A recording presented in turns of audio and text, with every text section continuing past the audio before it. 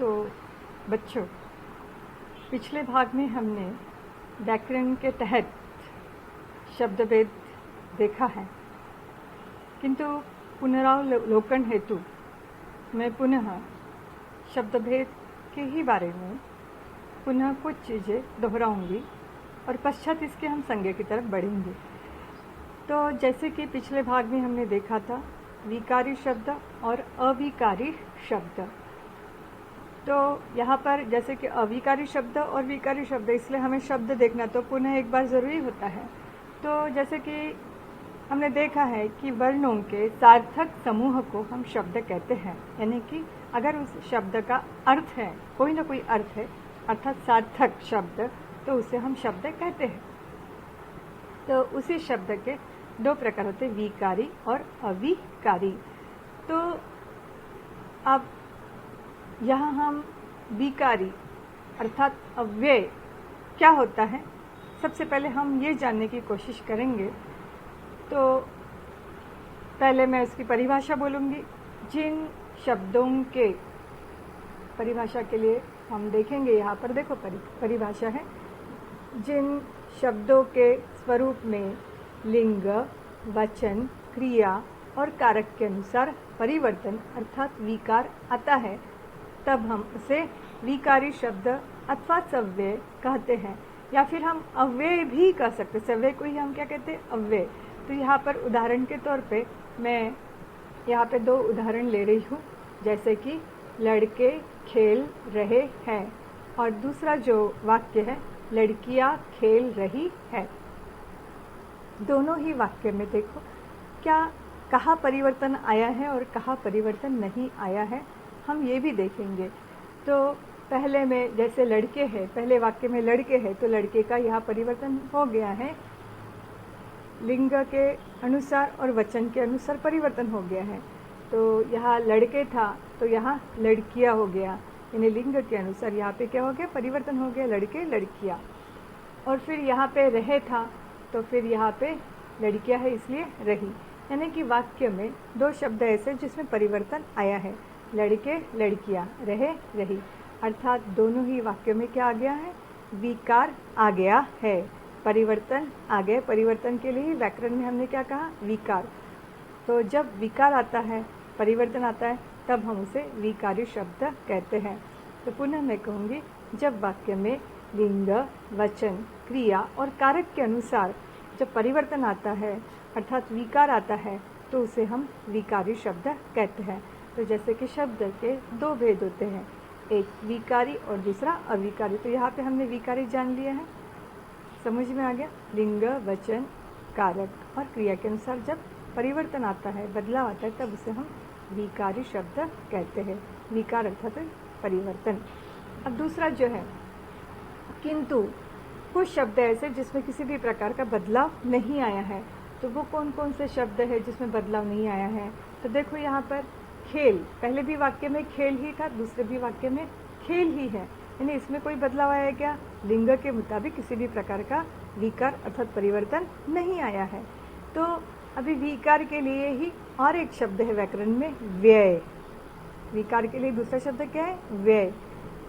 तो देखो अब परिवर्तन के लिए व्याकरण ने कितने शब्दों का प्रयोग किया है? परिवर्तन के लिए विकार शब्द प्रयोग किया है, दूसरा व्यय शब्द प्रयोग किया है। तो अभी यहाँ पर भी खेल था, यहाँ पर भी खेल, अर्थात कोई परिवर्तन नहीं आया, कोई विकार नहीं आया, किसी भी प्रकार का व्यय नहीं आया, जैसा का वैसा ही रहा। दूसरा सहायक क्रिया है, ऊपर भी है था, नीचे भी है, नहीं, इसमें भी कोई परिवर्तन नहीं आया। तो शब्द में जब भी हम वाक्य लेते हैं तो कुछ कुछ वाक्यों में लिंग, वचन, कारक के अनुसार वाक्य में परिवर्तन आता है, तो कुछ शब्दों में परिवर्तन नहीं आता, किसी भी प्रकार का विकार नहीं आता है। तो जब किसी भी प्रकार का विकार नहीं आता है तो उसे हम कहते हैं अविकारी शब्द। पुनः एक बात याद रखना है कि किसी भी प्रकार का परिवर्तन जब नहीं आता है तब हम उसे अविकारी शब्द, उसी को ही हम अव्यय, व्यय नहीं है इसलिए अव्यय, अविकारी अथवा अव्यय कहते हैं। आइए ध्यान में। तो पुनः मैं परिभाषा दोहराऊंगी। तो जिन शब्दों के स्वरूप में लिंग, वचन, कारक और क्रिया के अनुसार किसी भी प्रकार का परिवर्तन अर्थात विकार अर्थात व्यय नहीं आता, तब उसे हम क्या बोलते हैं? विकारी या फिर अव्यय शब्द कहते हैं। तो अभी हमने पुनः शब्द भेद को अच्छे से भली भांति समझ लिया है, तो अब मेरे ख्याल से हमें संज्ञा की और बढ़ने में कोई हर्ज नहीं है। तो चलो हम फिर संज्ञा की तरफ बढ़ते हैं। तो संज्ञा जो है, संज्ञा के बारे में हम जानेंगे। तो संज्ञा उस विकारी शब्द को कहते हैं जिससे किसी विशेष वस्तु, भाव और जीव के नाम का बोध हो, उसे हम संज्ञा कहते हैं। तो अर्थात यहाँ पर भी देखो, संज्ञा की परिभाषा में भी विकारी शब्द आया है, इसलिए हमें विकारी जानना बहुत ज़रूरी था। मुझे उम्मीद है कि आप लोगों को मैंने पुनः विकारी शब्द क्यों दोहराया यह समझ में आया होगा। तो चलो तो फिर संज्ञा की तरफ बढ़ते हैं। संज्ञा उस विकारी शब्द को कहते हैं, विकारी यानी कि जिसमें विकार उत्पन्न होता है, परिवर्तन होता है, इसलिए उसको विकारी शब्द को कहते हैं, जिसमें किसी विशेष वस्तु, भाव और जीव के नाम का बोध होता है, तो उसे हम क्या कहेंगे? संज्ञा। अभी दूसरे शब्दों में हम देखेंगे, किसी प्राणी, वस्तु, स्थान, गुण या भाव के नाम को हम संज्ञा कहते हैं। अभी पहला है प्राणी। अब प्राणियों के नाम में उदाहरण के तौर पे घोड़ा, बकरी, गाय, है ना, मोर, तो ये सब क्या हो गए? प्राणियों के नाम। लेकिन क्या केवल इतने प्राणी हैं? मनुष्य प्राणी नहीं है, तो मनुष्य भी प्राणी है, तो मनुष्य का भी नाम रीता, सीता, गीता, मोहन, सोहन, महात्मा गांधी, ये क्या है? मनुष्य प्राणी के नाम है। तो प्राणियों के नाम पता चल गए। अब वस्तुओं के नाम, तो वस्तुओं के नाम में जैसे कोई फल ले लो, अनार, संतरा, मौसम्बी, रेडियो, किताब, मेज, है ना, ये सब वस्तुओं के नाम है।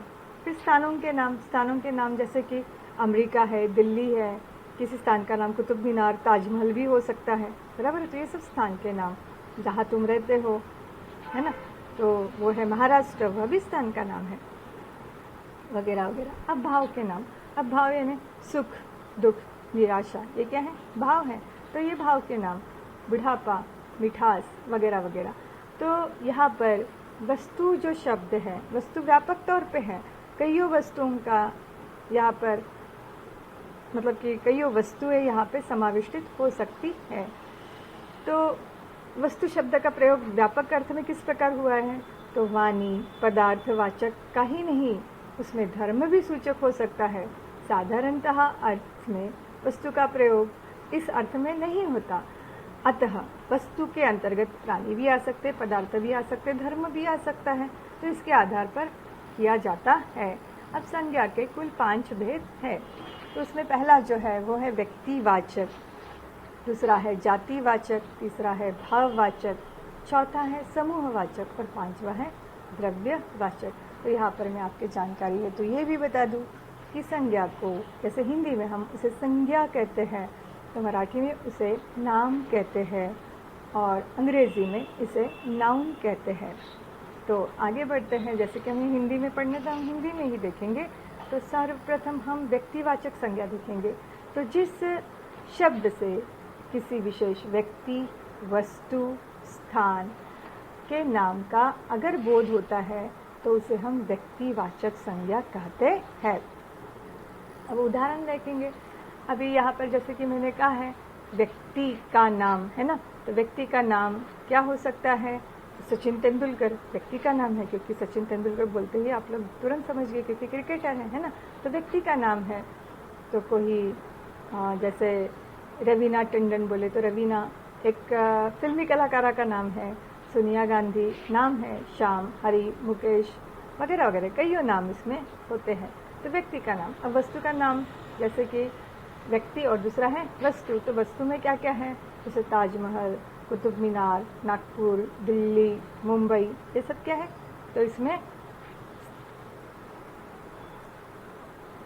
तो ये स्थान का नाम हो गया। फिर दिशाओं का नाम भी हो सकता है, उसमें पूर्व, पश्चिम, उत्तर, दक्षिण दिशाओं का भी नाम हो सकता है। तो वस्तु का नाम में कार, किताब, मेज वगैरह वगैरह, कलम, ऐसे कई प्रकार की वस्तुओं के नाम। जाति के भी नाम होते हैं। अब जाति में हम भारतीय केवल जाति बोले तो केवल एक संकीर्ण दृष्टि से विचार करते हैं, लेकिन हमें यहाँ व्याकरण की दृष्टि से विचार करना है। तो राष्ट्रीय जातियों के नाम अगर हम सोचेंगे तो भारतीय, अगर रूस में रहता है तो रूसी, अमेरिका में रहता है तो अमरीकी वगैरह। समुद्रों के भी नाम आते हैं, अब अलग अलग समुद्र होते हैं, जैसे काला सागर, भूमध्य सागर, हिंद महासागर, अरबी समुद्र, बंगाल का उपसागर वगैरह आदि के नाम होते हैं। नदियों के नाम अलग अलग नदियाँ हैं, गंगा, ब्रह्मपुत्रा, रावी वगैरह वगैरह। पर्वत जैसे हिमालय पर्वत और भी कई प्रकार के पर्वत है संपूर्ण विश्व जगत में, तो विंध्याचल वगैरह वगैरह। अब नगरों, चौकों, सड़कों के नाम, महाद्वीपों के नाम, त्योहारों, उत्सवों के भी नाम इसमें आते हैं। इसमें आते अर्थात ये प्रकार हमने कौन सा पढ़ा है, व्यक्तिवाचक संज्ञा में इन सारी चीज़ों का नाम यहाँ पर होता है। अब अगला जो है वो है जातिवाचक संज्ञा। तो जातिवाचक संज्ञा जो होता है उसका क्या तात्पर्य होता है, तो जिस शब्द से किसी जाति के सभी प्राणियों या पदार्थों का बोध होता है तो हम उसे जातिवाचक संज्ञा कहते हैं। अभी जैसे कि उदाहरण के तौर पे, जैसे मैंने कहा सभी प्राणियों या पदार्थों का बोध होता है, तो प्राणी में मैंने वैसे भी कहा है मनुष्य प्राणी भी उसमें आता है, हमें भूलना नहीं। प्राणी बोले तो हमारे सामने दूसरे ही प्राणी नहीं तो आंखों के सामने आता है। अब प्राणियों में जैसे कि लड़का है, पशु पक्षी है, मनुष्य है वगैरह वगैरह का बोध होता है। तो पशु पक्षियों में गाय, घोड़ा, कुत्ता वगैरह वगैरह।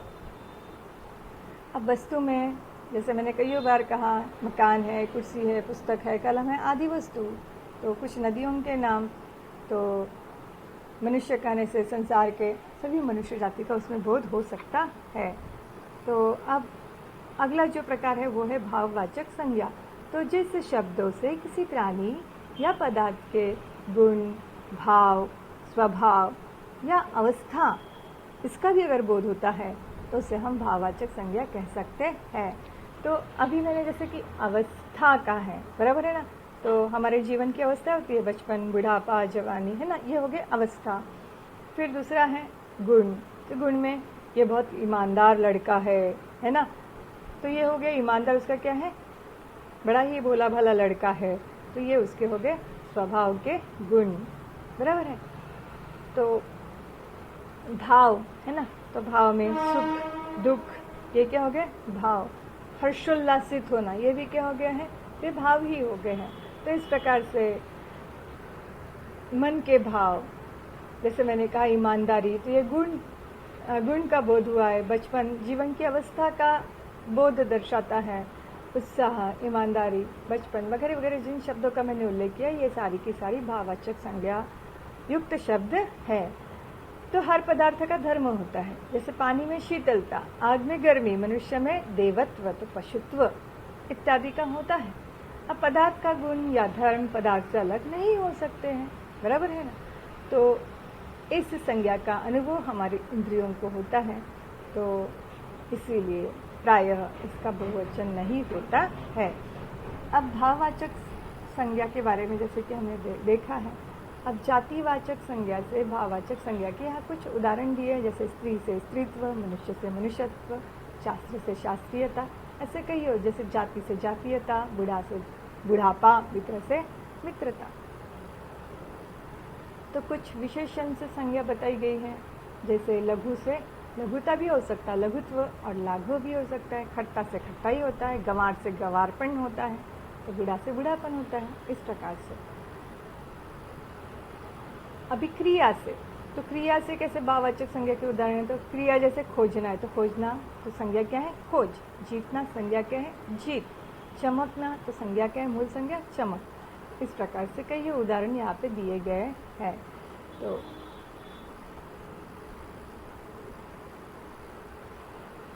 अभी पश्चात इसके हम आगे देखेंगे जातिवाचक संज्ञा। तो व्यक्तिवाचक, कभी कभी जातिवाचक संज्ञाओं का प्रयोग व्यक्तिवाचक संज्ञाओं में भी होता है। तो देवी से जैसे दुर्गा, दाऊ से कृष्णा वगैरह, व्यक्तिवाचक संज्ञा में भी ऐसा हो सकता है। तो जैसे गांधी अपने समय के कृष्ण थे, बराबर है ना, ऐसे भाववाचक में भी, जातिवाचक कभी कभी भाववाचक संज्ञा के प्रयोग में भी हो सकता है। तो जैसे कि उदाहरण के तौर पे हम देखेंगे ये सब कैसे अच्छे पहरावे हैं, तो पहरावा जो है यह भाववाचक संज्ञा युक्त शब्द है। तो यहाँ पर हमने कुछ उदाहरण भी देखे हैं और फिर उसी के साथ साथ हमने संज्ञा के जितने आवश्यक प्रकार थे और जितने आवश्यक चीज़ें हमारे सिलेबस के मुताबिक थी वह सभी का जिक्र मैंने यहाँ पर किया हुआ है। तो अभी यहाँ पर एक जो चौथा प्रकार रह गया है समूहवाचक संज्ञा, इसके बारे में बताऊंगी। तो जिस संज्ञा शब्द से वस्तुओं के समूह का बोध होता है या फिर समुदाय का बोध होता है तो उसे हम समूहवाचक संज्ञा कहते हैं। तो जैसे व्यक्तियों का समूह, तो व्यक्तियों का समूह है अगर तो हम बोलते हैं भीड़, है ना, भीड़ में सभी शामिल थे, ये व्यक्तियों का समूह है। जनता का समूह होता है, मतलब कि एक व्यक्ति के अगर है तो अनेक कईयों व्यक्ति उसमें आ गए तो उसमें हम शब्द प्रयोग करेंगे जनता। फिर सभा, तो अगर वस्तुओं का समूह है तो गुच्छा, चाबियों का गुच्छा। कुंज, मंडल, घौद, ऐसे शब्दों का प्रयोग समूहवाचक संज्ञा के लिए किया जाता है। फिर अगला जो है वह है द्रव्यवाचक संज्ञा।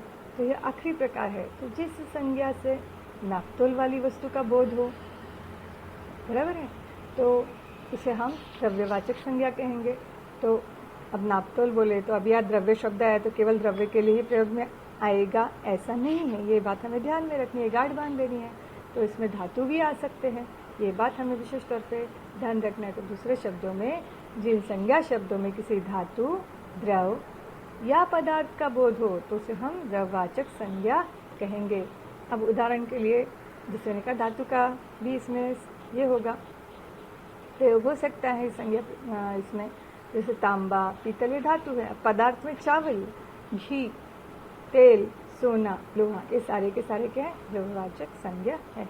इस प्रकार से हम यहाँ संज्ञा के सभी भेद सीख चुके हैं। ठीक, तो यहाँ यहीं पर मैं अपनी वाणी को विराम देती हूँ।